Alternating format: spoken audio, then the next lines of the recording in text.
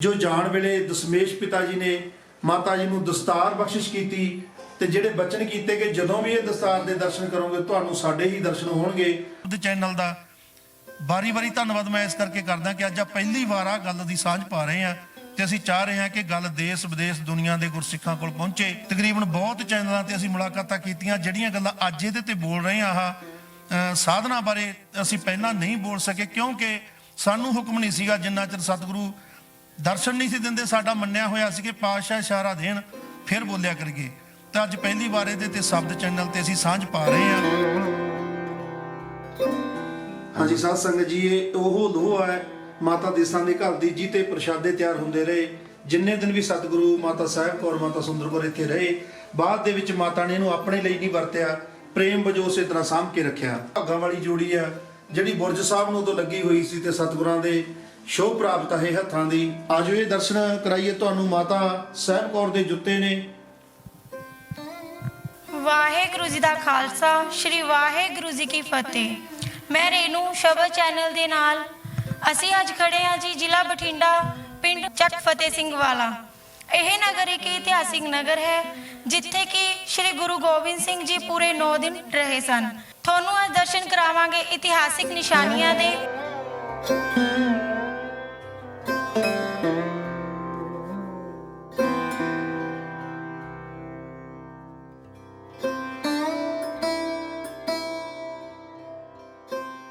आओ आपां गलबात करदे हां इत्थों दे मुख सेवादार बाबा जसवीर सिंह जी दे नाल। शब्द चैनल दी सारी ही टीम नूं जी आयां नूं। ਜਿਹੜੀਆਂ ਸੰਗਤਾਂ ਇਹ ਪ੍ਰੋਗਰਾਮ ਵੇਖ ਰਹੀਆਂ ਸਭਨਾਂ ਨੂੰ ਹੀ ਵਾਹਿਗੁਰੂ ਜੀ ਕਾ ਖਾਲਸਾ, ਵਾਹਿਗੁਰੂ ਜੀ ਕੀ ਫਤਿਹ। ਦਾਸ ਭਾਈ ਜਸਵੀਰ ਸਿੰਘ ਧੰਨ ਧੰਨ ਮਾਤਾ ਦੇਸਾਂ ਦੀ 10ਵੀਂ ਅੰਸ਼ ਚੋਂ ਜੋ ਇਸ ਸਥਾਨ ਤੇ ਅਸੀਂ ਬਚਪਨ ਤੋਂ ਮਾਤਾ ਪਿਤਾ ਦੇ ਨਾਲ ਸੇਵਾ ਕਰਦੇ ਸੀ। ਮਾਤਾ ਪਿਤਾ ਦੇ ਜਾਣ ਤੋਂ ਬਾਅਦ ਸੰਪੂਰਨ ਤੌਰ ਤੇ ਇਸ ਸਥਾਨ ਦੀ ਸੇਵਾ ਸੰਭਾਲ ਕਰ ਰਹੇ ਹਾਂ। ਹਾਂ ਸਾਧ ਸੰਗਤ ਜੀ, ਇਹਦੀ ਜਾਣਕਾਰੀ ਤੁਹਾਨੂੰ ਦੇ ਦਈਏ ਕਿ ਜਿਹੜਾ ਇਹ ਸਥਾਨ ਹੈ ਇਹਦੀ ਸਾਂਝੇ ਪਾ ਦਈਏ ਕਿ ਬਠਿੰਡਾ ਬਰਨਾਲਾ ਰੋਡ ਦੇ ਉੱਪਰ ਪੁੱਚੋ ਕੈਂਚੀਆਂ ਤੋਂ ਦੱਖਣ ਵਾਲੇ ਪਾਸੇ ਨੂੰ 8 ਕਿਲੋਮੀਟਰ ਤੇ ਇਹ ਨਗਰ ਹੈ। ਚੱਕ ਫਤਿਹ ਸਿੰਘ ਵਾਲਾ ਮਾਲਵੇ ਦਾ ਬਹੁਤ ਹੀ ਮਸ਼ਹੂਰ ਨਗਰ ਹੈ, ਜਿੱਥੇ ਕਿ 10ਵੇਂ ਪਾਤਸ਼ਾਹ ਸਾਹਿਬੇ ਕਮਾਲ 1763 ਬਿਕਰਮੀ ਵਿੱਚ 1706 ਈਸਵੀ ਬਣਦੀ ਹੈ ਦਮਦਮਾ ਸਾਹਿਬ ਤੋਂ ਚੱਲ ਕੇ ਮਾਤਾ ਦੇਸਾਂ ਦੇ ਘਰ ਇੱਥੇ ਆਏ ਸਨ। ਇਹ ਸਥਾਨ ਇੱਕ ਅਜਿਹਾ ਅਲੌਕਿਕ ਸਥਾਨ ਆ ਦੁਨੀਆ ਦੇ ਵਿੱਚ ਕਿ ਜੋ ਗੁਰੂ ਸਾਹਿਬ ਨਾਲ ਸੰਬੰਧਿਤ ਜਿਵੇਂ ਨਿਸ਼ਾਨੀਆਂ ਅਸੀਂ ਦਰਸ਼ਨ ਕਰਦੇ ਹਾਂ ਕਿ ਨਿਸ਼ਾਨੀਆਂ ਹਲੇ ਕਈ ਥਾਈਂ ਹੈਗੀਆਂ, ਬਹੁਤ ਥਾਵਾਂ ਤੇ ਜਿੱਥੇ ਬਖਸ਼ਿਸ਼ ਕੀਤੀਆਂ ਸਤਿਗੁਰਾਂ ਨੇ। ਪਰ ਜਿਹੜਾ ਪਰਿਵਾਰ ਵਿਛੋੜੇ ਤੋਂ ਬਾਅਦ ਦਸ਼ਮੇਸ਼ ਪਿਤਾ ਮਾਤਾ ਸੁੰਦਰ ਕੌਰ ਮਾਤਾ ਸਾਹਿਬ ਕੌਰ ਇੱਕੋ ਸੱਤ ਥੱਲੇ ਇੱਕ ਮਕਾਨ ਦੇ ਵਿੱਚ ਰਹੇ, ਬੁਰਜ ਸਾਹਿਬ ਦੇ ਵਿੱਚ ਰਿਹਾ ਪਰਿਵਾਰ, ਉਹ ਬੁਰਜ ਸਾਹਿਬ ਇੱਕੋ ਇੱਕ ਨਿਸ਼ਾਨੀ ਹੈ ਬਚਿਆ ਮਾਈ ਦੇਸਾਂ ਦਾ ਘਰ, ਬੁਰਜ ਮਾਈ ਦੇਸਾਂ, ਜੋ ਅੱਜ ਵੀ ਸਹੀ ਸਲਾਮਤ ਆ ਤੇ ਜਿਹਦੇ ਦਰਸ਼ਨ ਦਿਦਾਰੇ ਕਰਨ ਸੰਗਤਾਂ ਆਉਂਦੀਆਂ। ਅੱਜ ਤੁਹਾਡੀ ਇਹ ਟੀਮ ਸ਼ਬਦ ਚੈਨਲ ਦੀ ਇੱਥੇ ਪਹੁੰਚ ਕੇ ਇਹ ਸਾਰੀਆਂ ਨਿਸ਼ਾਨੀਆਂ ਨੂੰ ਰਿਕਾਰਡ ਕਰ ਰਹੀ ਆ। ਸਾਨੂੰ ਬੜੀ ਖੁਸ਼ੀ ਹੈ ਇਸ ਗੱਲ ਦੀ ਕਿ ਦੇਸਾਂ ਵਿਦੇਸਾਂ ਦੀਆਂ ਸੰਗਤਾਂ ਪਿਆਰ ਬਖਸ਼ ਰਹੀਆਂ। ਬੜਾ ਚੰਗਾ ਤੁਹਾਨੂੰ ਲੱਗ ਰਿਹਾ, ਤੁਸੀਂ ਆਪਣੇ ਬੱਚਿਆਂ ਨੂੰ ਲੈ ਕੇ ਪਹੁੰਚ ਰਹੇ ਹੋ ਜਿਵੇਂ ਜਿਵੇਂ ਤੁਹਾਨੂੰ ਜਾਣਕਾਰੀ ਮਿਲਦੀ ਹੈ। ਆਓ ਹੁਣ ਆਪਾਂ ਇੱਥੋਂ ਦੀ ਜਿਹੜੀ ਇਤਿਹਾਸਕ ਸਾਂਝ ਆ ਉਹ ਤੁਹਾਡੇ ਨਾਲ ਪਾਲ ਗਏ ਕਿ ਸਿੱਖ ਕੌਮ ਦਾ ਜਿਹੜਾ ਇਤਿਹਾਸ ਆ ਉਹ ਇਸ ਸਥਾਨ ਬਾਬਤ ਕੀ ਦੱਸਦਾ। ਜੋ ਸਾਡਾ ਸੰਪੂਰਨ ਇਤਿਹਾਸ ਆ ਸਿੱਖ ਕੌਮ ਦਾ, ਉਹਦੇ ਵਿੱਚ ਜ਼ਿਕਰ ਆਉਂਦਾ ਹੈ ਕਿ ਸਾਡੇ ਜਿਹੜੇ ਵੱਡੇ ਵਡੇਰੇ ਹੋਏ ਨੇ ਬਾਬਾ ਆਦਮ ਜੀ, ਉਹ ਗੁਰਸਿੱਖਾਂ ਨੂੰ ਮਿਲੇ ਸੀ ਭਾਈ ਗੁਰਦਾਸ ਹੋਰਾਂ ਨੂੰ ਜਦੋਂ ਅੱਗੇ ਗੁਰੂ ਨਾਨਕ ਦੇ ਮਿਸ਼ਨ ਨੂੰ ਲੈ ਕੇ ਮੂਲ ਮੰਤਰ ਦਾ ਇੱਕ ਓਂਕਾਰ ਦਾ ਪ੍ਰਚਾਰ ਕਰਨ ਗੁਰਸਿੱਖ ਨਗਰਾਂ 'ਚ ਆਉਂਦੇ 10-10 ਦਿਨ ਸਾਂਝ ਪਾਉਂਦੇ। ਤਾਂ ਜਦੋਂ ਬਾਬੇ ਆਦਮ ਨੂੰ ਉਹਨਾਂ ਦਾ ਮਿਲਾਪ ਹੋਇਆ ਬਲਾੜ ਬਿੰਜੂ ਕੇ ਪਿੰਡ 'ਚ, ਤਾਂ ਉਸ ਟਾਈਮ ਉਹਨਾਂ ਜ਼ਿਕਰ ਕੀਤਾ ਕਿ ਸਾਡੇ ਘਰ ਪੁੱਤਰ ਨਹੀਂ ਹੈ। ਤਾਂ ਫਿਰ ਭਾਈ ਗੁਰਦਾਸ ਨੇ ਕਿਹਾ ਕਿ ਅਸੀਂ ਵੀ ਅਰਦਾਸ ਕਰਦੇ ਹਾਂ, ਤੁਸੀਂ ਗੁਰੂ ਰਾਮਦਾਸ ਕੋਲ ਆਓ, ਤੁਹਾਡੀਆਂ ਝੋਲੀਆਂ ਭਰਨਗੀਆਂ। ਤਾਂ ਸਿੱਖ ਕੌਮ ਇਸ ਗੱਲ ਤੋਂ ਜਾਣੂ ਆ। ਬਹੁਤ ਸਾਖੀਆਂ ਆਪਾਂ ਸੁਣਦੇ ਰਹਿੰਦੇ ਆ ਕਿ ਬਾਬਾ ਆਦਮ ਜਾਂਦੇ ਆ, ਕਈ ਸਾਲ ਲੰਗਰਾਂ 'ਚ ਸੇਵਾ ਕਰਦੇ ਆ। ਫਿਰ ਇੱਕ ਦਿਨ ਸਤਿਗੁਰੂ ਖੁਸ਼ ਹੋ ਕੇ ਪੁੱਛਦੇ ਆ ਕਿ ਆਦਮ ਤੂੰ ਗੁਰੂ ਨਾਨਕ ਦੇ ਘਰ ਦੀ ਬੜੀ ਨਿੱਠ ਕੇ ਸੇਵਾ ਕੀਤੀ ਆ, ਮੰਗ ਕੀ ਮੰਗਦਾ, ਤੇਰੀ ਮੰਗ ਪੂਰੀ ਹੋਊਗੀ। ਤਾਂ ਉਮਰ 60-65 ਸਾਲ ਦੀ ਹੋਣ ਕਰਕੇ ਉਹ ਗੱਲ ਕਹਿਣ ਤੋਂ ਝਿਜਕਦੇ ਆ ਕਿ ਮੈਨੂੰ ਬੱਚਾ ਚਾਹੀਦਾ। ਕਹਿੰਦੇ ਸਤਿਗੁਰੂ ਤੁਸੀਂ ਜਾਣੀ ਜਾਣੋ, ਆਪੇ ਬਖਸ਼ਿਸ਼ ਕਰ ਦਿਓ। ਤਾਂ ਸਤਿਗੁਰੂ ਕਹਿੰਦੇ ਆ ਘਰ ਵਾਲੀ ਨੂੰ ਨਾਲ ਲਿਆ, ਉਹਨਾਂ ਤੋਂ ਪੁੱਛ ਕੀ ਮੰਗਦੇ ਆ। ਤਾਂ ਘਰ ਵਾਲੀ ਕਹਿੰਦੀ ਆਪਾਂ ਇਸੇ ਦਿਨ ਨੂੰ ਉਡੀਕਦੇ ਸੀ। ਉਹ ਕਹਿੰਦੀ ਆ ਕਿ ਸਤਿਗੁਰੂ ਕਿਰਪਾ ਕਰੋ, ਮੇਰੇ ਸਿਰ ਤੇ ਹੱਥ ਰੱਖੋ, ਮੈਂ ਆਪਣੀ ਨੂੰਹ ਨੂੰ ਸੋਨੇ ਦੇ ਕਟੋਰੇ 'ਚ ਦੁੱਧ ਪੀਂਦਿਆਂ ਵੇਖਾਂ। ਜਾਣੀ ਸਾਰੀਆਂ ਨਿਆਮਤਾਂ ਹੀ ਮਾਤਾ ਜੀ ਮੰਗ ਲੈਂਦੇ ਆ ਤੇ ਉਹ ਸਤਿਗੁਰੂ ਕਿਰਪਾ ਕਰਦੇ ਆ, ਸਾਂਝ ਪਾਉਂਦੇ ਆ ਕਿ ਨਿਰੰਕਾਰ ਦੇ ਦਰ ਤੋਂ ਤੁਹਾਡੇ ਲੇਖਾਂ 'ਚ ਤਾਂ ਪੁੱਤਰ ਨਹੀਂ ਹੈ, ਪਰ ਅਸੀਂ ਬਚਨ ਕੀਤਾ ਕਿ ਗੁਰੂ ਨਾਨਕ ਦੀ ਗੱਦੀ ਤੋਂ ਖਾਲੀ ਨਹੀਂ ਜਾਓਗੇ। ਸਾਡੇ 4 ਪੁੱਤਰ ਹੋਣੇ ਸੀ, 3 ਹੋ ਚੁੱਕੇ, ਸਾਡਾ ਚੌਥਾ ਤੁਹਾਡੇ ਘਰ ਜਨਮ ਲਊਗਾ, ਤੁਹਾਡੀ ਭਗਤੀ ਦਾ ਫਲ ਹੋਊਗਾ, ਉਹਦਾ ਨਾਂ ਭਾਈ ਭਗਤੂ ਰੱਖਿਓ। ਇੱਥੋਂ ਸਿੱਖ ਕੌਮ ਨਾਲ ਸਾਂਝ ਪੈਂਦੀ ਹੈ ਪਰਿਵਾਰ ਦੀ। ਤੇ ਭਾਈ ਭਗਤੂ ਉਹ ਭਾਗਾਂ ਵਾਲੇ ਇਨਸਾਨ ਹੈ ਜਿਨ੍ਹਾਂ ਨੇ ਗੁਰੂ ਰਾਮਦਾਸ ਸਾਹਿਬ ਦੇ ਬਚਨਾਂ ਨਾਲ ਜਨਮ ਲਿਆ, ਗੁਰੂ ਅਰਜਨ ਦੇਵ ਸਾਹਿਬ ਦੀ ਸਾਰੀ ਜ਼ਿੰਦਗੀ ਸੇਵਾ ਕੀਤੀ, ਗੁਰੂ ਹਰਗੋਬਿੰਦ ਸਾਹਿਬ ਦੀ ਸੇਵਾ ਕੀਤੀ, ਗੁਰੂ ਹਰਰਾਏ ਸਾਹਿਬ ਦੀ ਸਾਰੀ ਜ਼ਿੰਦਗੀ ਸੇਵਾ ਕੀਤੀ। ਗੁਰੂ ਹਰਰਾਏ ਸਾਹਿਬ ਦੀ ਹਜ਼ੂਰੀ 'ਚ ਹੀ ਜਲੰਧਰ ਕਰਤਾਰਪੁਰ ਆਪਣਾ ਸਰੀਰ ਤਿਆਗਿਆ। ਉੱਥੇ ਅੱਜ ਉਹਨਾਂ ਦੀ ਸਮਾਧ ਸੁਸ਼ੋਭਿਤ ਹੈ ਸਕੂਲ ਦੇ ਗਰਾਊਂਡ ਵਿੱਚ। ਉਸ ਤੋਂ ਅੱਗੇ ਉਹਦੇ ਬੱਚੇ ਵੀ ਸਿੱਖ ਕੌਮ ਨਾਲ ਜੁੜੇ ਰਹਿੰਦੇ ਆ, ਭਾਈ ਗੌਰਾ ਤੇ ਭਾਈ ਜੀਵਨ। ਇਹਨਾਂ ਦਾ ਸਾਂਝ ਸਾਰੇ ਸਤਿਗੁਰਾਂ ਨਾਲ ਰਹਿੰਦੀ ਹੈ, ਸੇਵਾ ਕਰਦੇ ਰਹਿੰਦੇ ਆ। ਤੇ ਭਾਈ ਜੀਵਨ ਦਾ ਸਮਾਂ ਆਉਂਦਾ ਤਾਂ ਉਹ ਵੀ 7ਵੇਂ ਪਾਤਸ਼ਾਹ ਦੀ ਹਜ਼ੂਰੀ 'ਚ ਇੱਕ ਬ੍ਰਾਹਮਣੀ ਦਾ ਪੁੱਤਰ ਜਿਉਂਦਾ ਕਰਨ ਲਈ ਆਪਣੇ ਪ੍ਰਾਣ ਦਾਨ ਕਰ ਦਿੰਦੇ ਆ, ਜੋ ਕਿ ਸਾਰੀਆਂ ਸਾਧਨਾਵਾਂ ਦੇ ਮਾਹਰ ਸਨ। ਪ੍ਰਾਣਾਂ ਨੂੰ ਸਮਝਦੇ ਸੀ ਕਿ ਪ੍ਰਾਣ ਚੜਾਉਣੇ ਕਿਵੇਂ ਆ, ਦਾਨ ਕਿਵੇਂ ਕਰਨਾ। ਭਾਈ ਭਗਤੂ ਦੀ ਅੰਸ਼ 'ਚੋਂ ਸਨ, ਉਹਨਾਂ ਦੇ ਸਪੁੱਤਰ ਸਨ, ਤਾਂ ਉਹ ਆਪਣੇ ਪ੍ਰਾਣ ਦਾਨ ਕਰਦੇ ਆ। ਤਾਂ ਸਤਿਗੁਰੂ ਬਚਨ ਕਰਦੇ ਆ ਕਿ ਇਹਨਾਂ ਦੇ ਘਰ ਜਿਹੜਾ ਬੱਚਾ ਪੈਦਾ ਹੋਊਗਾ, ਨਾਂ ਸੰਤ ਦਾਸ ਰੱਖਿਓ, ਹਜ਼ਾਰਾਂ ਹੀ ਵਧੂਗਾ। ਤਾਂ ਉਹ ਸੰਤ ਦਾਸ ਜਦੋਂ ਪੈਦਾ ਹੁੰਦੇ ਆ ਤਾਂ ਭਾਈ ਭਗਤੂ ਦੀ ਦੂਸਰੀ ਸਪਤਨੀ ਮਾਈ ਵੀਰੋ ਉਹ ਭਾਈ ਗੌਰੇ ਨੂੰ ਕਹਿੰਦੀ ਆ ਕਿ ਭਾਈ ਗੌਰਿਆ, ਤੇਰੇ ਭਤੀਜੇ ਦਾ ਆਪਾਂ ਨਗਰ ਬੰਨਣਾ, ਦੱਸ ਕਿੱਥੇ ਬੰਨੀਏ। ਤਾਂ ਭਾਈ ਗੌਰਾ ਕਹਿੰਦੇ ਆ, ਮਾਤਾ ਪੁੱਛੋ ਤੋਂ ਲੈ ਕੇ ਝੰਡੂਕਿਆ ਤੱਕ ਦਾ ਜਿੰਨਾ ਰਕਬਾ ਮੇਰੇ ਭਾਈ ਦਾ ਹੀ ਆ, ਤੇ ਆਪਾਂ ਇੱਥੇ ਜਿੱਥੇ ਤੁਹਾਨੂੰ ਜਗ੍ਹਾ ਪਸੰਦ ਆਉਂਦੀ ਆ ਤੁਸੀਂ ਨਗਰ ਬੰਨੋ। ਤਾਂ ਮਾਈ ਵੀਰੋ ਸਿੰਘਾਂ ਨੂੰ ਨਾਲ ਲੈ ਕੇ ਸਾਰੇ ਦੌਰਾ ਕਰਦੇ ਆ ਇਲਾਕੇ ਦਾ, ਤੇ ਆਹ ਜਗ੍ਹਾ ਉਹਨਾਂ ਦੇ ਪਸੰਦ ਆਉਂਦੀ ਆ ਜਿੱਥੇ ਅੱਜ ਆਪਾਂ ਬੈਠੇ ਆ। ਇਹ ਜਗ੍ਹਾ ਨੂੰ ਪਸੰਦ ਕਰਨ ਤੋਂ ਬਾਅਦ ਮਾਤਾ ਕਹਿੰਦੀ ਆ ਕਿ ਭਾਈ ਗੌਰਿਆ, ਮੈਨੂੰ ਆਹ ਜਗ੍ਹਾ ਬੜੀ ਭਾਗਾਂ ਵਾਲੀ ਲੱਗਦੀ ਆ, ਇੱਥੇ ਬੜੀ ਭਗਤੀ ਹੋਈ ਆ, ਬੜੇ ਸਾਧੂ ਸੰਤਾਂ ਨੇ ਭਗਤੀਆਂ ਕੀਤੀਆਂ ਲੱਗਦੀਆਂ, ਬੜਾ ਸਕੂਨ ਵਾਲੀ ਜਗ੍ਹਾ। ਤਾਂ ਭਾਈ ਗੌਰਾ ਇਜਾਜ਼ਤ ਦਿੰਦੇ ਆ ਕਿ ਮਾਂ ਇੱਥੇ ਹੀ ਬਣਾ ਲੈਂਦੇ ਆ। ਤਾਂ ਇਹ ਜਿਹੜਾ ਬੁਰਜ ਸਾਹਿਬ ਤੁਸੀਂ ਅੱਜ ਦਰਸ਼ਨ ਕੀਤੇ ਆ, ਜਿਹਦੀਆਂ ਕੜੀਆਂ ਦੇ ਤੇ ਜਿਹੜੀਆਂ ਕੱਚੀਆਂ ਕੰਧਾਂ ਉਵੇਂ ਖੜੀਆਂ, ਇਹ ਮਕਾਨ ਬਣਦਾ 1650 ਦੇ ਨੇੜ। ਉਦੋਂ ਹੀ ਮਕਾਨ ਬਣਦਾ ਤਾਂ ਇਹਦਾ ਨਾਂ ਰੱਖਿਆ ਜਾਂਦਾ ਭਾਈ ਕਾ ਚੱਕ। ਭਾਈ ਕਾ ਚੱਕ ਪਿੰਡ ਬੰਨਿਆ ਜਾਂਦਾ। ਤੇ ਮਾਈ ਵੀਰੋ ਇਹ ਭਾਈ ਸੰਤ ਦਾਸ ਨੂੰ ਲੈ ਕੇ ਤੇ ਭਾਈ ਗੌਰੇ ਦੇ ਜਿਹੜੇ ਹੋਰ ਸਿੰਘ ਆ ਇੱਥੇ ਰਿਹਾਇਸ਼ ਕਰਦੇ ਆ। ਅੱਗੇ ਪਿੰਡ ਬੰਨਣ ਦੇ ਰਿਵਾਜ ਅਨੁਸਾਰ ਕਈ ਕੌਮਾਂ ਨੂੰ ਸੱਦ ਕੇ ਨਾਲ ਵਸਾਇਆ ਜਾਂਦਾ ਕਿ ਇੱਕ ਨਗਰ ਬੰਨਿਆ ਜਾ ਰਿਹਾ। ਉਵੇਂ ਇਹਦਾ ਵੀ ਚੱਕ ਫਤਿਹ ਸਿੰਘ ਵਾਲਾ ਜਿਹੜਾ ਬਾਅਦ ਚ ਬਣਦਾ, ਬੰਦ ਨੂੰ ਬੰਨਿਆ ਗਿਆ। ਤਾਂ ਮਾਈ ਵੀਰੋ ਨੇ ਬੜੀ ਇੱਥੇ ਭਗਤੀ ਕੀਤੀ।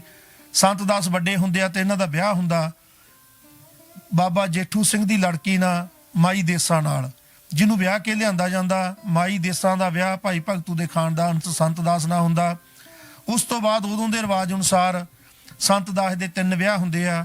ਇੱਕ ਵਿਆਹ ਹੁੰਦਾ ਢਿਲਮਾ ਮਾੜੋਂ ਤੇ ਮਾਤਾ, ਜਿਹਦੇ ਪੇਟੋਂ ਰਾਮ ਸਿੰਘ ਤੇ ਫਤਿਹ ਸਿੰਘ ਪੈਦਾ ਹੋਏ। ਦੂਸਰੀ ਮਾਤਾ ਵੀ ਉਹਨਾਂ ਪਿੰਡਾਂ ਦੀ ਆ, ਢਿਲਮਾ ਮੋੜਾਂ ਦੀ ਹੀ, ਉਹਦੇ ਪੇਟੋਂ ਬਖਤ ਸਿੰਘ ਤੇ ਤਖਤ ਸਿੰਘ ਪੈਦਾ ਹੁੰਦੇ ਆ।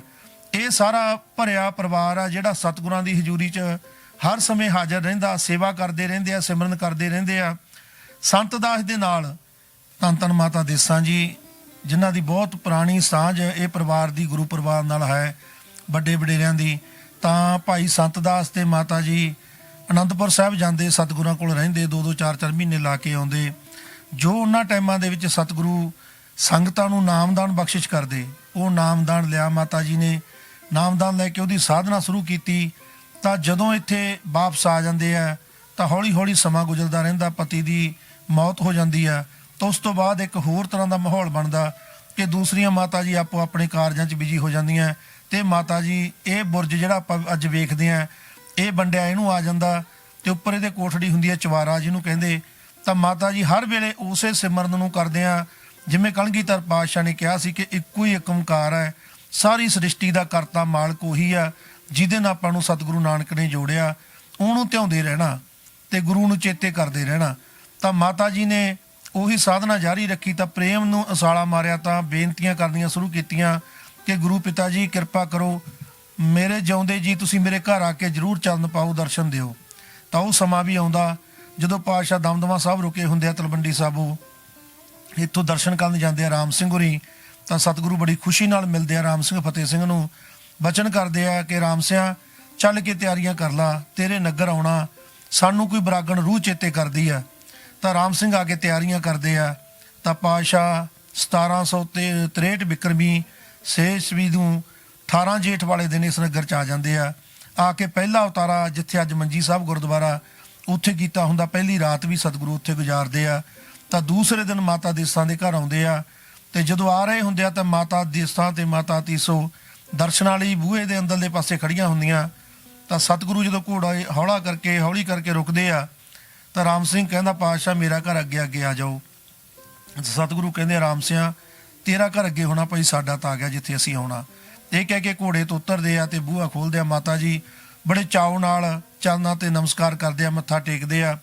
ਪਰ ਉਹ ਚਾਅ ਇੰਨਾ ਹੁੰਦਾ ਦਿਲ ਦੇ ਵਿੱਚ ਕਿ ਉਹ ਜਿਹੜਾ ਖੇਸ ਬਾਂਹ ਤੇ ਰੱਖਿਆ ਉਹ ਟੇਕਣਾ ਹੀ ਭੁੱਲ ਜਾਂਦੇ ਆ। ਬੜੇ ਪਿਆਰ ਨਾਲ ਮੱਥਾ ਤਾਂ ਟੇਕ ਲੈਂਦੇ ਆ।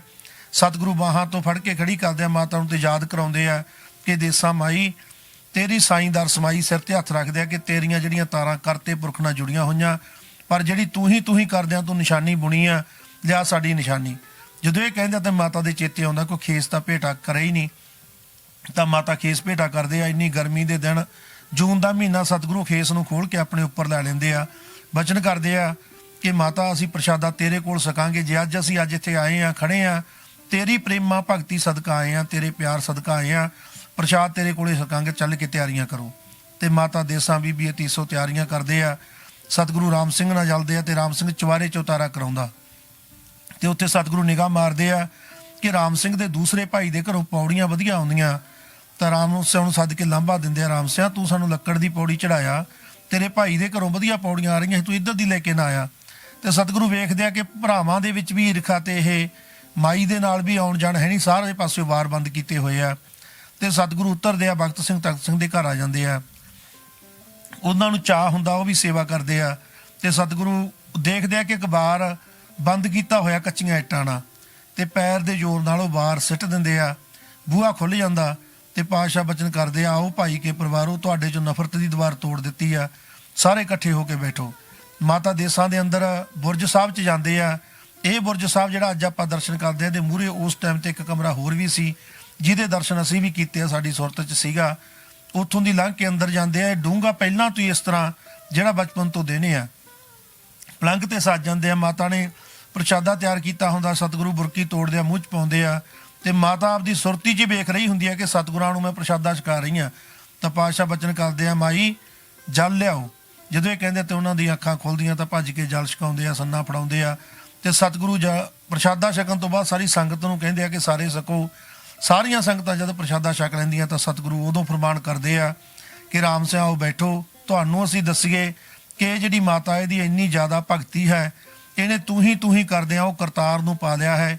ਜਿਹੜੀ ਉਪਾਧੀ ਇੱਕ ਬੰਦਾ ਜਿਉਂਦੇ ਜੀ ਪਾ ਸਕਦਾ, ਸਿਰੇ ਲੱਗ ਸਕਦਾ, ਇਹਨੇ ਨਾਮ ਲੈ ਕੇ, ਨਾਮ ਜਪ ਕੇ ਉਹ ਉਪਾਧੀ ਨੂੰ ਪਾ ਲਿਆ। ਇਹਦੀ ਸਾਈਂਦਾਰ ਸਮਾਈ ਹੈ। ਪਰ ਵੇਖੋ ਤੁਹਾਡੀਆਂ ਜ਼ਿਆਦਤੀਆਂ ਦੇਖ ਕੇ ਵੀ ਇਹਨੇ ਕਦੇ ਤੁਹਾਡੇ ਬਾਰੇ ਗਲਤ ਨਹੀਂ ਸੋਚਿਆ। ਤੇ ਸਾਰਿਆਂ ਨੂੰ ਕਿਹਾ ਕਿ ਜਿੰਨਾ ਮਾਤਾ ਦਾ ਸਤਿਕਾਰ ਕਰੋਗੇ, ਜਿੰਨਾ ਪਿਆਰ ਕਰੋਗੇ, ਜਿੰਨਾ ਇਹਨੂੰ ਸਾਡੇ ਵਾਂਗ ਜਾਣੋਗੇ, ਗੁਰੂ ਦਾ ਪਿਆਰ ਉਹੀ ਲੈ ਸਕਦਾ ਜਿਹੜਾ ਆਪਣੀ ਮਾਂ ਨੂੰ ਪਿਆਰ ਕਰਦਾ। ਜਿਹੜਾ ਮਾਂ ਦਾ ਸਤਿਕਾਰ ਨਹੀਂ ਕਰਦਾ ਉਹ ਗੁਰੂ ਦਾ ਸਤਿਕਾਰ ਵੀ ਨਹੀਂ ਕਰ ਸਕਦਾ। ਤੇ ਸਤਿਗੁਰਾਂ ਨੇ ਸਾਰੇ ਪਰਿਵਾਰਾਂ ਨੂੰ ਇੱਕ ਕੀਤਾ। ਖੁਸ਼ੀ ਦੇ ਨਾਲ ਫਿਰ ਇੱਥੇ ਸੰਗਤਾਂ ਆਉਣੀਆਂ ਸ਼ੁਰੂ ਹੋ ਗਈਆਂ ਇਲਾਕੇ ਦੀਆਂ। ਮਹਾਰਾਜ 9 ਦਿਨ ਇੱਥੇ ਠਹਿਰਦੇ ਆ ਮਾਤਾ ਦੇ ਘਰ। ਦਿਨ ਵੇਲੇ ਬਾਹਰ ਜਿੱਥੇ ਮੰਜੀ ਸਾਹਿਬ ਗੁਰਦੁਆਰਾ ਜਿਹਨੂੰ ਪੌਂਟਾ ਸਾਹਿਬ ਦਾ ਖਿਤਾਬ ਦਿੱਤਾ, ਉੱਥੇ ਸੰਗਤਾਂ ਨੂੰ ਮਿਲਦੇ ਆ। ਰਾਤ ਸਮੇਂ ਇੱਥੇ ਵਿਰਾਜਦੇ ਆ। ਮਾਤਾ ਸਾਹਿਬ ਕੌਰ ਸੁੰਦਰ ਕੌਰ ਨਾਲ ਹੁੰਦੇ ਆ। ਬੜੀਆਂ ਹੀ ਰੌਣਕਾਂ ਲੱਗਦੀਆਂ। ਤਾਂ ਜਾਣ ਵੇਲੇ ਮਾਤਾ ਜੀ ਬੇਨਤੀ ਕਰਦੇ ਆ, ਜਿੱਦੇ ਸਤਿਗੁਰੂ ਇੱਥੋਂ ਤੁਰਦੇ ਆ, ਇੱਥੋਂ ਮਹਾਰਾਜ ਬਠਿੰਡੇ ਕਿਲੇ ਨੂੰ ਜਾਣਾ ਹੁੰਦਾ ਤੇ ਸਤਿਗੁਰੂ ਤੁਰਨ ਲੱਗਦੇ ਆ ਤਾਂ ਮਾਤਾ ਜੀ ਬੇਨਤੀ ਕਰਦੇ ਆ ਕਿ ਸਤਿਗੁਰੂ ਦੁਬਾਰਾ ਦੱਸ ਦਿਓ ਦਰਸ਼ਨ ਦਿਦਾਰੇ ਕਦੋਂ ਹੋਣਗੇ। ਤਾਂ ਸਤਿਗੁਰੂ ਬੇਨਤੀ ਕਰਦੇ ਆ ਕਿ ਮਾਂ ਸਰੀਰਕ ਰੂਪ ਦੇ ਵਿੱਚ ਹੁਣ ਦਰਸ਼ਨ ਦਿਦਾਰੇ ਨਹੀਂ ਹੋਣਗੇ, ਆਹ ਸਾਡੀ ਦਸਤਾਰ ਲਓ, ਸਾਡੀ ਨਿਸ਼ਾਨੀ ਸਾਂਭ ਕੇ ਰੱਖਿਓ।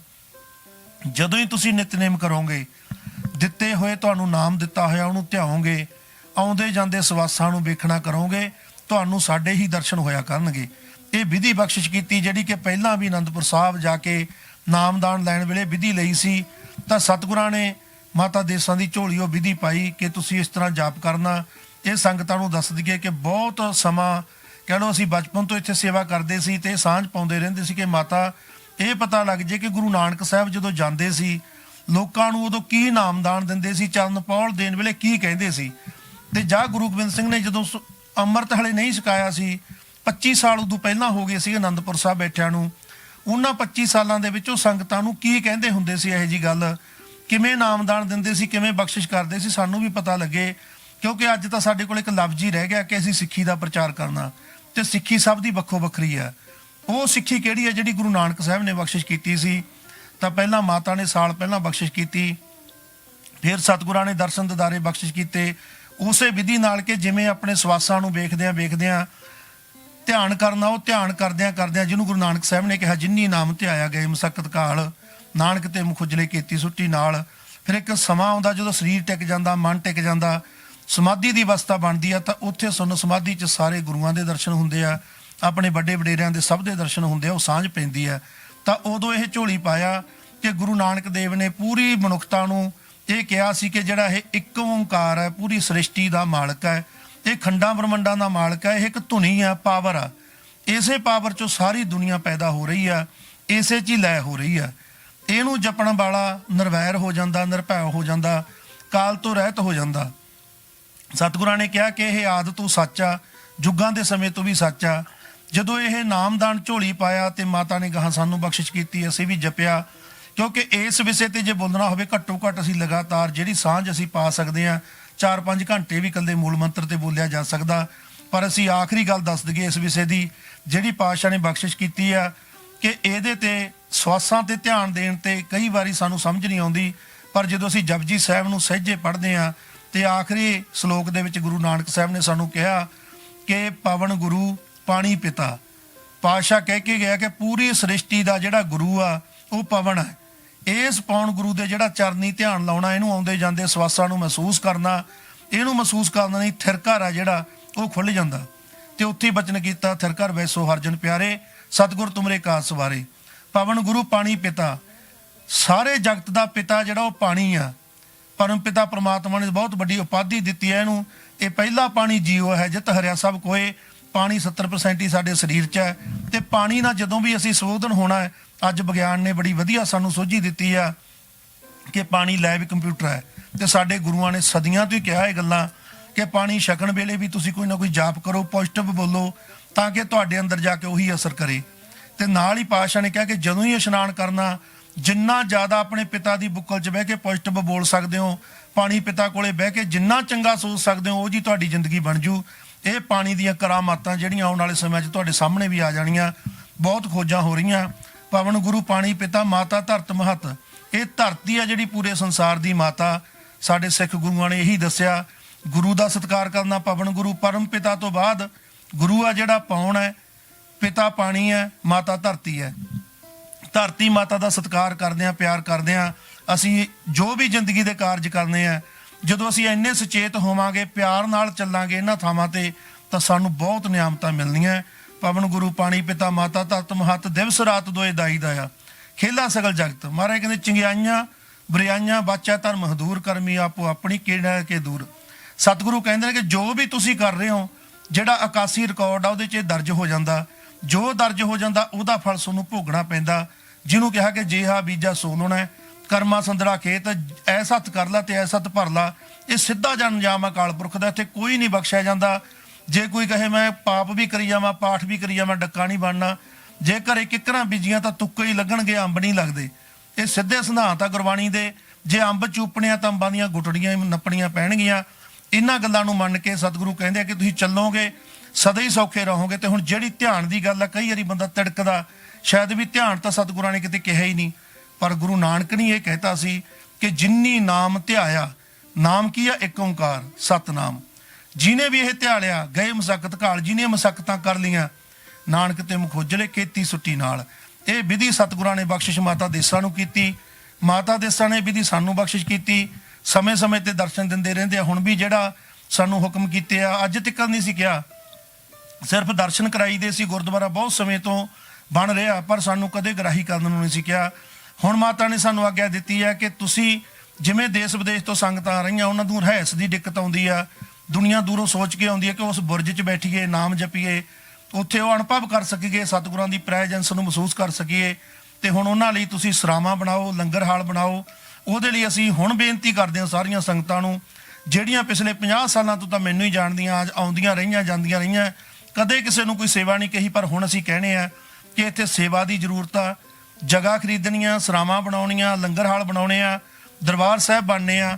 ਜੋ ਸਤਿਗੁਰਾਂ ਨੇ ਬਖਸ਼ਿਸ਼ ਕੀਤੀ ਹੈ ਬਹੁਤ ਵੱਡੀ, ਜਿਹੜੀ ਇੱਕ ਨਿਆਮਤ ਬਣਨੀ ਹੈ ਇੱਥੇ, ਜਿਹਦੇ ਦਰਸ਼ਨ ਕੀਤੇ ਹੀ ਜੀਵਨ ਮੁਕਤੀ ਮਿਲ ਜਾ ਕਰਨੀ ਆ। ਬਹੁਤ ਕੁਝ ਉਹਦੇ 'ਚ ਫਿੱਟ ਕਰਨਾ ਗੁਰੂ ਗ੍ਰੰਥ ਸਾਹਿਬ ਦੀ ਬਾਣੀ ਦੇ ਅਨੁਸਾਰ। ਜਿੱਥੇ ਕਿਤੇ ਵੀ ਕੋਈ ਭੈਣ ਭਾਈ ਆਵਾਜ਼ ਨੂੰ ਸੁਣਦਾ, ਜ਼ਰੂਰ ਦਸਵੰਧ ਭੇਜੇ, ਜ਼ਰੂਰ ਆਪਦੇ ਹੱਥੀਂ ਵੀ ਲਾਵੇ ਆ ਕੇ, ਤਾਂ ਕਿ ਇੱਥੇ ਸਾਰਾ ਕੁਝ ਬਣ ਸਕੇ ਤੇ ਸੰਗਤਾਂ ਦੀ ਸੇਵਾ ਕਰ ਸਕੀਏ। ਇਸ ਸਥਾਨ ਤੇ ਆਉਣ ਲਈ ਬਠਿੰਡਾ ਬਰਨਾਲਾ ਰੋਡ ਤੋਂ ਭੁੱਚੋ ਤੋਂ ਇਸ ਨਗਰ ਨੂੰ ਆਈਦਾ, ਦਮਦਮਾ ਸਾਹਿਬ ਤੋਂ ਇਹ 27 ਕਿਲੋਮੀਟਰ ਹੈ। ਇੱਥੇ ਆ ਕੇ ਸੰਗਤਾਂ ਜ਼ਰੂਰ ਦਰਸ਼ਨ ਦਿਦਾਰੇ ਕਰਨ। ਤੇ ਆਖਰੀ ਬੇਨਤੀ ਹੈ ਕਿ ਸਤਿਗੁਰੂ ਜਦੋਂ ਇੱਥੋਂ ਗਏ ਆ, ਜੋ ਨਿਸ਼ਾਨੀਆਂ ਮਾਤਾ ਜੀ ਨੂੰ ਸਤਿਗੁਰੂ ਬਖਸ਼ਿਸ਼ ਕਰਕੇ ਗਏ, ਉਹ ਨਿਸ਼ਾਨੀਆਂ ਅੱਜ ਵੀ ਉਸੇ ਤਰ੍ਹਾਂ ਸਹੀ ਸਲਾਮਤ ਆ। ਐਂਟਿਕ ਲੈਬ ਤੋਂ ਇਹ ਭਾਈ ਵੀਰ ਸਿੰਘ ਸਾਹਿਬ ਸਦਨ ਦੇ chairman doctor Manmohan Singh, chairman doctor Mahinder Singh, ਦੋਨਾਂ ਨੇ ਤੇ ਹੋਰ ਸਾਰੀ ਟੀਮ ਨੇ ਰਲ ਕੇ ਇਹ ਸਾਰੀਆਂ ਨਿਸ਼ਾਨੀਆਂ ਸਨ 2000 ਦੇ ਨੇੜ ਐਂਟਿਕ ਲੈਬ ਲਖਨਊ ਨੂੰ ਭੇਜੀਆਂ, ਉੱਥੋਂ ਠੀਕ ਕਰਵਾਈਆਂ। ਦਿੱਲੀ ਕਮੇਟੀ ਨੇ ਬੜਾ ਸਾਥ ਦਿੱਤਾ, ਇਹਦਾ ਪ੍ਰਚਾਰ ਕੀਤਾ। ਇਸ ਗੁਰੂ ਘਰ ਦਾ ਇਤਿਹਾਸ ਜੋ ਭਾਈ ਵੀਰ ਸਿੰਘ ਨੇ ਲਿਖਿਆ ਉਹ ਵੰਡਿਆ। ਨਰਿੰਜਨ ਸਿੰਘ ਸਾਥੀ ਜੋ ਜੀਤ ਅਖਬਾਰ ਦੇ ਲੇਖਕ ਨੇ, ਜਿਨ੍ਹਾਂ ਨੇ ਚੰਨ ਚਲੋ ਮਾਰਗ ਗੋਬਿੰਦ ਗ੍ਰੰਥ ਲਿਖਿਆ, ਉਹਦੇ ਵਿੱਚ ਇਹਦਾ ਸੰਪੂਰਨ ਜ਼ਿਕਰ ਆ ਸਾਰਾ।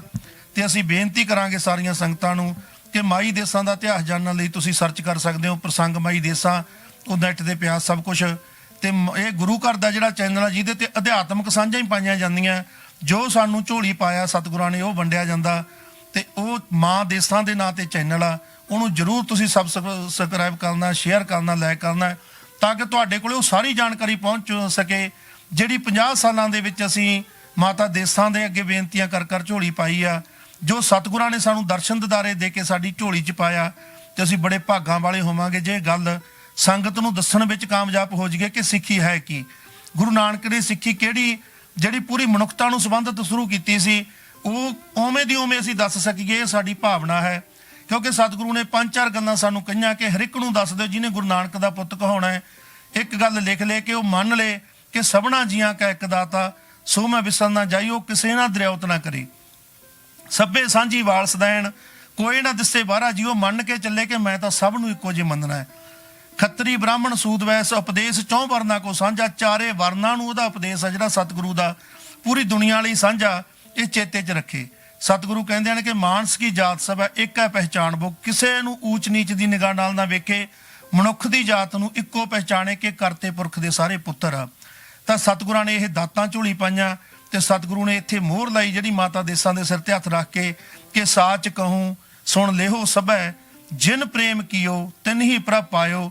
ਤੇ ਮਾਈ ਦੇਸਾਂ ਨੂੰ ਪ੍ਰੇਮ ਦਾ ਅਵਤਾਰ ਦੱਸਿਆ, ਪ੍ਰੇਮ ਦੀ ਮੂਰਤ ਦੱਸਿਆ, ਤੇ ਉਹ ਮਾਤਾ ਦੇਸਾਂ ਦਾ ਹੀ ਅੰਸ਼ ਆ ਕਿ ਉਹ ਜਿਹੜਾ ਸਾਡੇ 'ਚ ਵੀ ਪ੍ਰੇਮਮਈ ਹੋ ਕੇ ਹੀ ਬੋਲਦਾ, ਤੇ ਪ੍ਰੇਮ ਦੀ ਕੋਈ ਇੱਥੇ ਭਗਤੀ ਕੀਤੀ ਹੈ ਤੇ ਪ੍ਰੇਮ ਨਾਲ ਹੀ ਰਹੇ ਆ। ਸਤਿਗੁਰੂ ਕਿਰਪਾ ਕਰਨ ਕਿ ਸਿਰ ਤੇ ਹੱਥ ਰੱਖ ਕੇ ਜੋ ਦਾਤਾਂ ਦਿੱਤੀਆਂ ਉਹਨੂੰ ਵਰਤਾਉਣ ਵਿੱਚ ਸਫਲ ਹੋ ਸਕੀਏ, ਜਿਹਦੇ ਵਿੱਚ ਸਭ ਤੋਂ ਵੱਡਾ ਸਹਿਯੋਗ ਅੱਜ ਮੀਡੀਆ ਦਾ ਹੋ ਸਕਦਾ।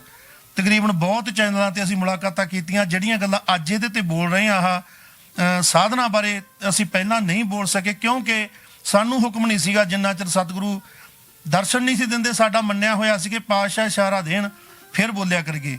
ਤਾਂ ਅੱਜ ਪਹਿਲੀ ਵਾਰ ਇਹਦੇ ਤੇ ਸ਼ਬਦ ਚੈਨਲ ਤੇ ਅਸੀਂ ਸਾਂਝ ਪਾ ਰਹੇ ਹਾਂ, ਤੇ ਸਤਿਗੁਰੂ ਕਿਰਪਾ ਕਰਨ ਦੇ ਸ਼ਬਦ ਚੈਨਲ ਰਾਹੀਂ ਇਹ ਜਿਹੜੀ ਗੱਲ ਆ ਮੂਲ ਮੰਤਰ ਵਾਲੀ, ਕਿ ਗੁਰੂ ਨਾਨਕ ਦੇਵ ਸਾਹਿਬ ਜਦੋਂ ਚਰਨ ਪੌਲ ਦੇ ਕੇ ਬੰਦੇ ਨੂੰ ਨਾਮਦਾਨ ਦਿੰਦੇ ਸੀ, ਮੂਲ ਮੰਤਰ ਦਾ ਪਾਠ ਦਿੰਦੇ ਸੀ, ਮਾਲਾ ਮੰਤਰ ਦਾ ਪਾਠ ਕਰਨ ਨੂੰ ਕਹਿੰਦੇ ਸੀ ਮਾਲਾ ਮੰਤਰ ਜਾਣੀ ਜਪਜੀ ਸਾਹਿਬ, ਮੂਲ ਮੰਤਰ ਜਾਣੀ ਝੋਲੀ ਪਾਤਾ ਬੰਦੇ ਦੇ, ਉਸ ਤੋਂ ਬਾਅਦ ਮਾਲਾ ਮੰਤਰ ਪਾਠ ਕਰਨ ਨੂੰ ਦੇਤਾ, ਗੁਰਮੰਤਰ ਜਿਹੜਾ ਗੁਰੂ ਸਾਹਿਬ ਆਪ ਦਿੰਦੇ ਸੀ ਬੰਦੇ ਦੀ ਅਵਸਥਾ ਦੇਖ ਕੇ।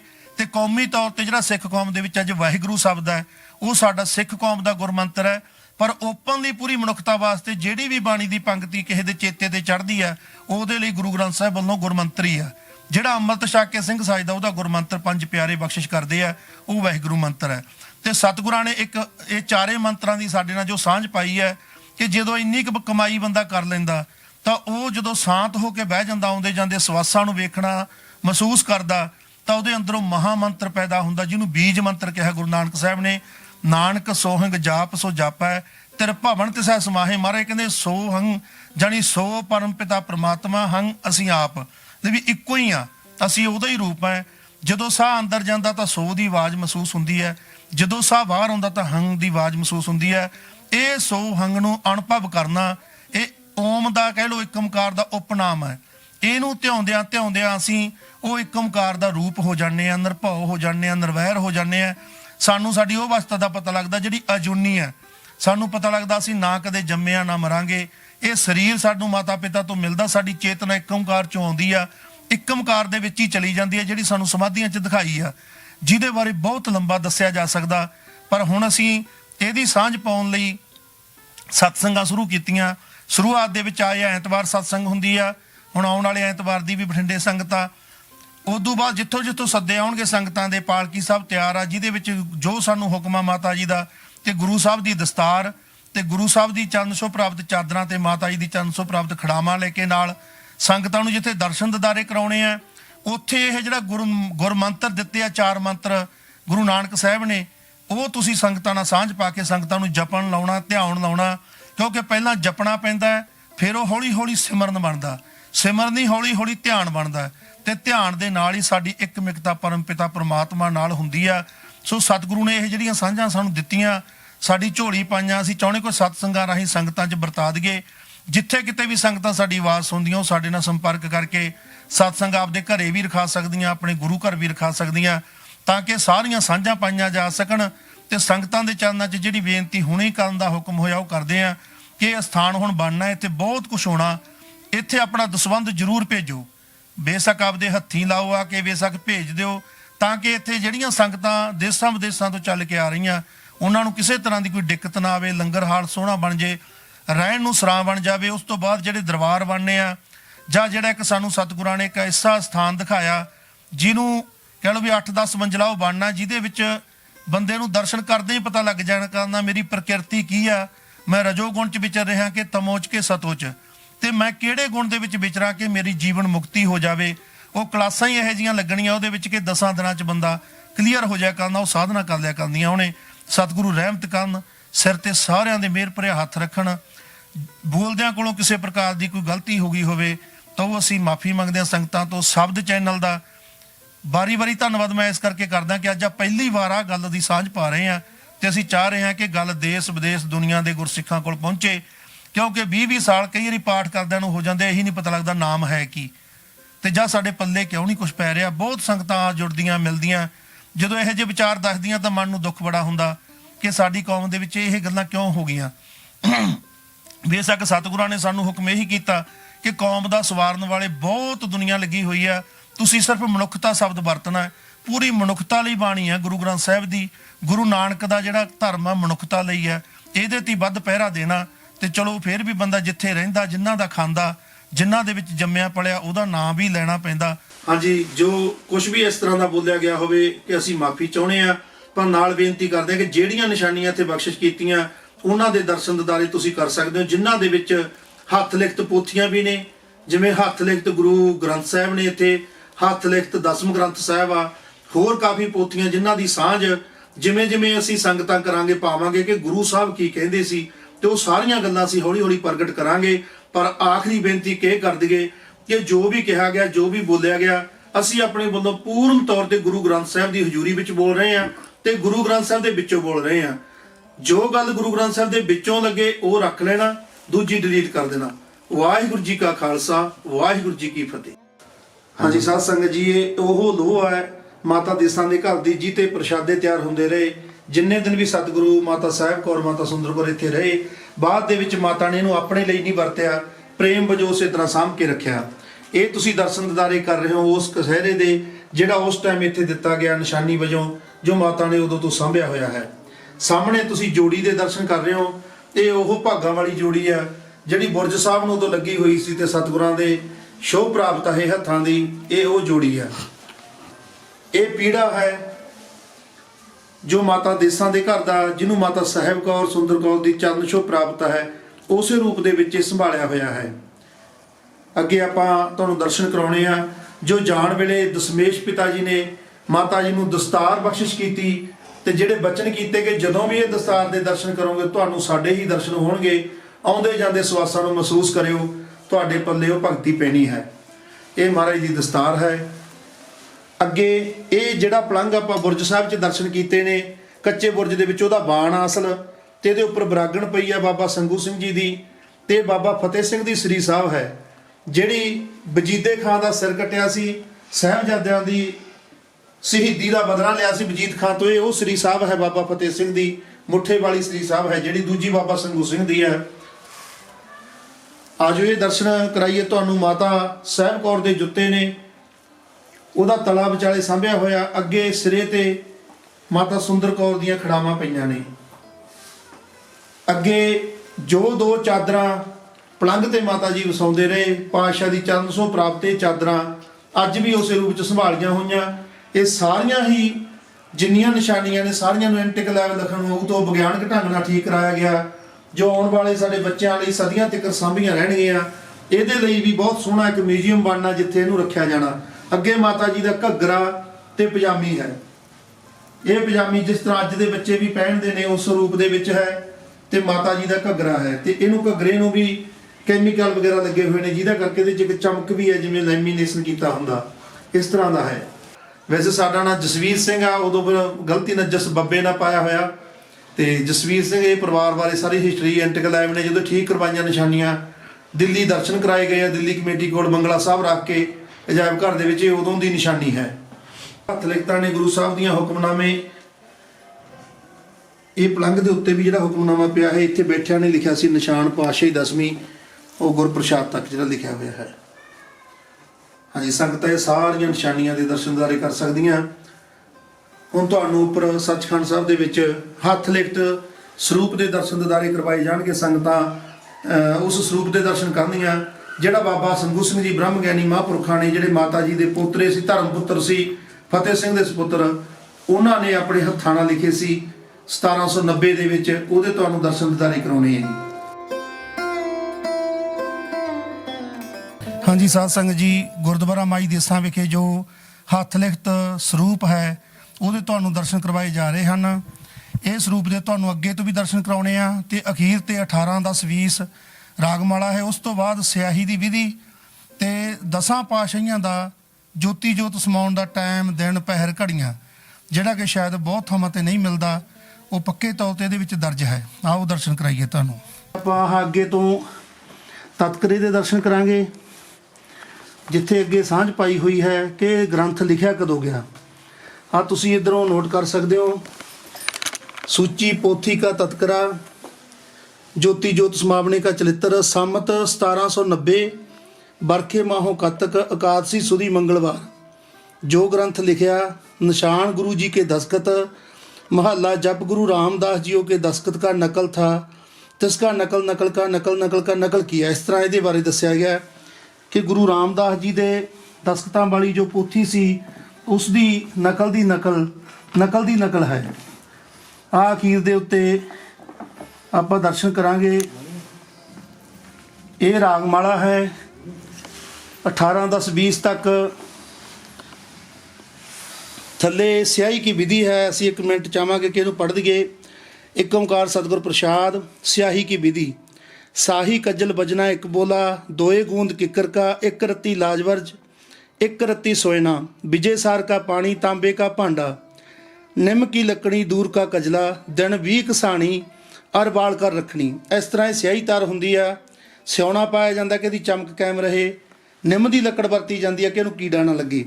अगे जिहड़ी मेन जानकारी है 10 पातशाहियां दा जोती जोत समाउण दा चलित्रे दे विच लिखिया होया है। तन सांझ पा लीए कि जो लिखिया संगतां लई बहुत बेसकीमती जानकारी है। एक ओंकार सतगुर प्रसाद चलित्र ज्योति जोत समावणे का। सामत 1556 53 अस्सूबदी 10 श्री बाबा नानक देव जी समाणे। सामत 1608 चेत सुदी 4 श्री सतगुरु अंगद जी समाणे। सामत 1631 भादों सुदी 15 श्री सतगुरु अमरदास जी समाणे। सामत 1638 भादों सुदी 3 श्री सतगुरु रामदास जी समाणे। सामत 1663 जेठ सुदी 4 शुक्रवार श्री सतगुरु अर्जन जी समाणे। सामत 1701 चेत सुदी 5 ਐਤਵਾਰ श्री सतगुरु हरगोबिंद जी समाणे। संमत 1718 कतकवदी 9 दिन ऐतवार घड़ियां 6 रहिंदे श्री सतगुरु हरराए जी समाणे कीरतपुर। संमत 1729 ਚੇਤ ਸੁਦੀ 14 ਬੁੱਧਵਾਰ ਦੋਏ ਪਹਿਰ ਦੋਏ ਘੜੀਆਂ ਰਾਤ ਗੁਜ਼ਰੀ ਸ੍ਰੀ ਸਤਿਗੁਰੂ ਹਰਿਕ੍ਰਿਸ਼ਨ ਜੀ ਸਮਾਣੇ ਦਿੱਲੀ ਵਿੱਚ। ਸੰਮਤ 1732 ਮੱਘਰ ਸੁਦੀ ਪੰਚਮੀ ਵੀਰਵਾਰ ਪਹਿਰ ਦਿਨ ਚੜ੍ਹੇ ਸ੍ਰੀ ਸਤਿਗੁਰੂ ਕਰਤਾ ਪੁਰਖ ਨਿਰੰਕਾਰ ਗੁਰੂ ਤੇਗ ਬਹਾਦਰ ਜੀ ਸਮਾਣੇ ਦਿੱਲੀ ਵਿੱਚ। ਸੰਮਤ 1765 ਸ੍ਰੀ ਸਤਿਗੁਰੂ ਗੋਬਿੰਦ ਸਿੰਘ ਜੀ ਸਮਾਣੇ ਪਹਿਰ ਡੇਢ ਰਾਤ ਗਈ ਵੀਰਵਾਰ ਸਾਹਿਬ ਦੇਵਲੋਕ ਨੂੰ ਹੋਏ। ਦੱਖਣ ਦੇਸ਼ ਵਿੱਚ ਨਦੇੜ ਪਾਸ ਬਾਣ ਗੰਗਾ ਉੱਪਰ। ਬੋਲੋ ਭਾਈ ਜੀ ਵਾਹਿਗੁਰੂ ਵਾਹਿਗੁਰੂ ਵਾਹਿਗੁਰੂ। ਭੁੱਲ ਚੁੱਕ ਮਾਫ ਕਰਨੀ ਸ੍ਰੀ ਰਾਮ ਜੀ। ਉੱਪਰ ਸ਼ਾਇਦ ਇੱਕ ਜਗ੍ਹਾ ਆਪਾਂ ਤੋਂ 1609 ਹੈ 8 ਬੋਲਿਆ ਗਿਆ ਸੀ। ਸੰਮਤ 1609 ਚੇਤ ਸੁਦੀ 4 ਸ੍ਰੀ ਸਤਿਗੁਰੂ ਅੰਗਦ ਜੀ ਸਮਾਣੇ। ਇਹਦੇ ਤੇ ਜਾਣਕਾਰੀ ਦਿੱਤੀ ਹੋਈ ਹੈ। ਵਾਹਿਗੁਰੂ ਜੀ ਕਾ ਖਾਲਸਾ ਵਾਹਿਗੁਰੂ ਜੀ ਕੀ ਫਤਿਹ। ਇਹ ਸਨ ਬਾਬਾ ਜਸਵੀਰ ਸਿੰਘ ਜੀ, ਜਿਨ੍ਹਾਂ ਨੇ ਚੱਕ ਫਤਿਹ ਸਿੰਘ ਗੁਰਦੁਆਰੇ ਬਾਰੇ ਇਤਿਹਾਸ ਬਾਰੇ ਤੁਹਾਨੂੰ ਦੱਸਿਆ। ਤੇ ਜੀ ਆਪਾਂ ਮਿਲਦੇ ਹਾਂ ਅਗਲੀ ਕੜੀ ਦੇ ਨਾਲ, ਸ਼ਬਦ ਚੈਨਲ ਦੇ ਨਾਲ। ਵਾਹਿਗੁਰੂ ਜੀ ਦਾ ਖਾਲਸਾ ਵਾਹਿਗੁਰੂ ਜੀ ਦੀ ਫਤਿਹ।